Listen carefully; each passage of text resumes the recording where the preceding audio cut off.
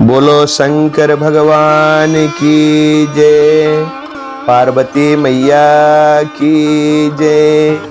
भाद्रपद मास के शुक्ल पक्ष तृतीया तिथि को हरितालिका तीज कहा जाता है। इस दिन भगवान शंकर जी की पूजा होती है, माता पार्वती जी की पूजा होती है।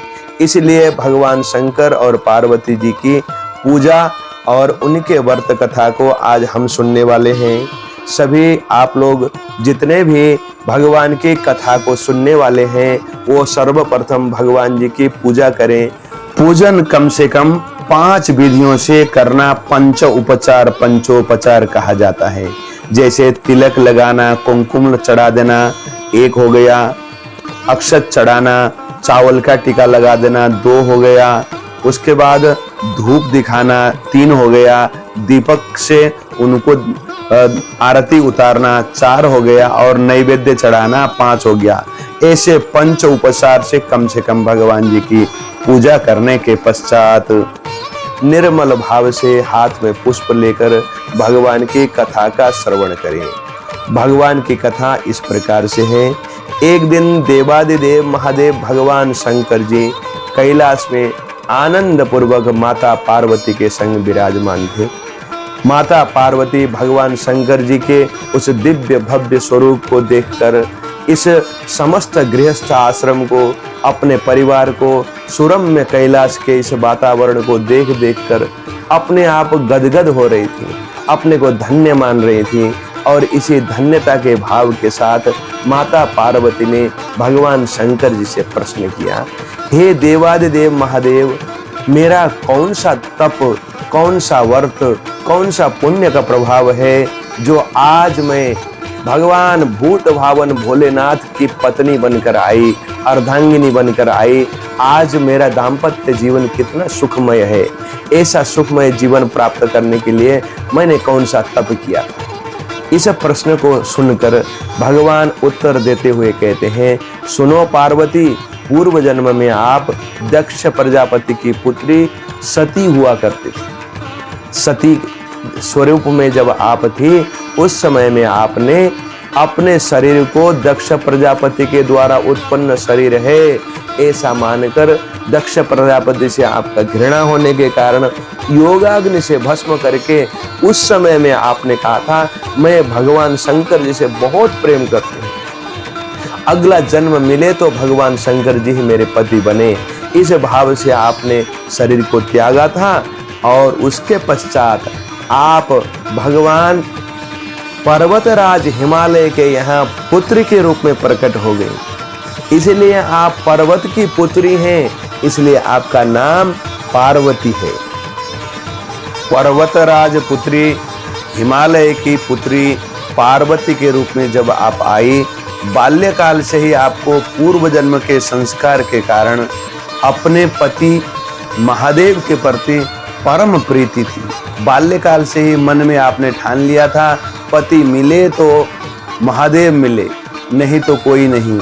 ऐसी भावना से आप निरंतर तप में संलग्न हो चुकी थी। एक दिन की बात है, अचानक देवर्षि नारद पर्वतराज हिमालय के यहाँ अतिथि के रूप में आए और उन्होंने पर्वतराज हिमालय को एक प्रस्ताव दिया, भगवान विष्णु आपके घर दामाद के रूप में आना चाहते हैं, अर्थात आपकी पुत्री पार्वती को अपनी पत्नी के रूप में स्वीकार करना चाहते हैं। ऐसा प्रस्ताव लाकर पर्वतराज हिमालय को दिया। इस बात को सुनकर पर्वतराज हिमालय गदगद हो गए, कहने लगे ये तो बहुत बड़ी बात है। बहुत प्रसन्न हो गए और कहने लगे, शुभस्य शीघ्रम, आप जब चाहो तब आप बारात लेकर आ सकते हो। जब ऐसी बात पर्वतराज हिमालय ने कही, नारद जी चले गए। इधर माता पार्वती अत्यंत दुखी होने लगी, अरे मैं तो एक को चाहती हूँ, वो है मेरे भूत भावन भोलेनाथ भगवान शंकर जी। उनको मैंने मन से ही पति मान लिया है। जब एक बार पति के रूप में उनको स्वीकार कर ही लिया है, तब मैं कैसे उनकी अर्धांगिनी न होकर भगवान विष्णु की पत्नी हो सकती हूँ। इतने में उनकी प्रिय सखी आई और उन्होंने इस बात को जानने के बाद माता पार्वती को विश्वास में लेकर रात के अंधेरे में घर छोड़कर उस राजमहल को छोड़कर त्याग कर तपस्या करने के लिए घनघोर जंगल की ओर चल पड़ी। हिमालयों की उन उपत्यकाओं के पास पहुंची, जहां जाके इन्होंने अब भविष्य में बहुत बड़ा तप करके भगवान शंकर जी को प्राप्त करना था। माता पार्वती दिव्य 12 वर्षों तक अन्न, जल, फल, फूल इत्यादि कुछ भी ग्रहण न करने के कारण और दिव्य 12 वर्षों तक निरंतर सूखे पत्तों को खाने और उनको भी छोड़ने के कारण अपर्णा नाम पड़ा है। पर्ण कहते हैं संस्कृत में पत्तों को। जब सूखे पत्तों को भी उन्होंने खाना छोड़ा तो उनका एक नाम है अपर्णा। बोलो अपर्णा मैया की। इस प्रकार से भयंकर घनघोर उत्कट तपस्या की। तपस्या का वर्णन करते हुए महर्षि वेदव्यास जी कहते हैं, माँ पार्वती ऐसे घनघोर तप कर रहे थे, ऋषि मुनियों को फेल कर दिया था।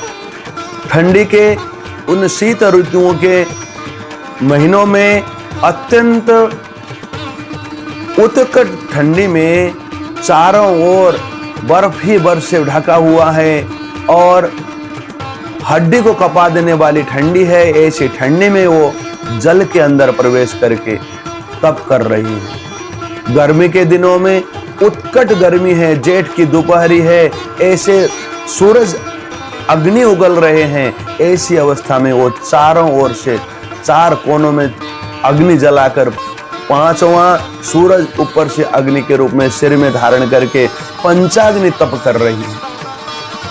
इसी प्रकार से वो विभिन्न ऋतुओं में विभिन्न प्रकार से अपने शरीर को तपा रही हैं। बरसात में जल में खड़े होकर ठंडी में ठंडी को सहन करते हुए उनके उत्कट तपस्या का चरम जैसे प्राप्त हो रहा था, उसी समय में भादव का महीना आया, तृतीया की तिथि आई, सोमवार का दिन आया। इधर माता पार्वती उस दिन भी व्रत करके, दिन भर व्रत करके, रात को भगवान के ही भजन करके सुबह नदी के किनारे जाकर अपने व्रत को उद्यापन करना चाह रही थी। वो जैसे ही उद्यापन करने के लिए जल के अर्घ्य देना चाहते हैं, उतने में भगवान शंकर जी प्रकट होते हैं और कहते हैं, हे अवनतांगी पार्वती, आज तुम्हारे द्वारा तपस्या से खरीदा गया मैं दास आपके सामने उपस्थित, बोलो आप क्या चाहती हो। ऐसा देखकर माता पार्वती लज्जा से छुई मुई हो गई और कहने लगी, भोलेनाथ आपको छोड़कर मैं क्या ही चाहती हूँ, इतने वर्षों से तप कर रही हूँ, आपको याद नहीं आया। भगवान बोले, बहुत याद आई आपकी, इसलिए ही मैं भी तप में लगा हुआ था, तब से मैं अपने शरीर को तपा रहा था, लेकिन आपकी तपस्या इतनी उत्कट हो गई थी कि मेरा आसन डोलने लगा, इसलिए मैं उठ के आया। अब आज के बाद आपका तप सफल हो गया, इसलिए आपको कोई तपस्या करने की आवश्यकता नहीं। हम जल्दी आपका हाथ मांगने के लिए आपके पिता के पास आने वाले हैं। उधर पिताजी बहुत परेशान होते होते घूमते घूमते जंगलों में सिपाहियों को लगाए हुए थे, भटकते भटकते यहाँ पर आए। माता पार्वती मिली, पुत्री को लेकर घर गए और पुत्री इतने उत्कट तपस्या से भगवान शंकर जी को चाहती हैं। ये बात जानने के बाद पर्वतराज हिमालय स्वयं भगवान शंकर जी को देने के लिए राजी हो गए। इस प्रकार से इस हरितालिका तीज के दिन माता पार्वती के द्वारा किए गए तपस्या का फल प्राप्त होने के कारण इस दिन को बहुत उत्तम दिन माना जाता है। इस दिन जो भी सौभाग्यवती स्त्रियां, जो भी कन्याएं भगवान शंकर जी माता पार्वती की पूजा करती हैं और व्रत रखती हैं, उनकी मनोकामनाएं पूर्ण होती हैं, उनका दाम्पत्य जीवन बहुत धन्य होता है, ऐसा कहा जाता है। इसलिए हरतालिका तीज का व्रत करना चाहिए। व्रत कथा यहीं पर पूर्ण होती है। सज रहे भोले बाबा निराले दूल्हे में, निराले दूल्हे में, मतवाले दूल्हे में, सज रहे भोले बाबा निराले दूल्हे में। कुछ इसी प्रकार के भजन गाइएगा। भजन गाने के पश्चात जयकारे के साथ भगवान को भोग लगाकर कथा को पूर्ण करें। बोले शंकर भगवान की जय, माता पार्वती की जय, राजा रामचंद्र भगवान की जय, हनुमान जी महाराज की जय, वृंदावन महाबिहारी लाल की जय। हर हर महादेव। काल हर, कष्ट हर, रोग हर, दुख हर, दारिद्र्यम हर। हर हर महादेव शंभो। काशी विश्वनाथ गंगे।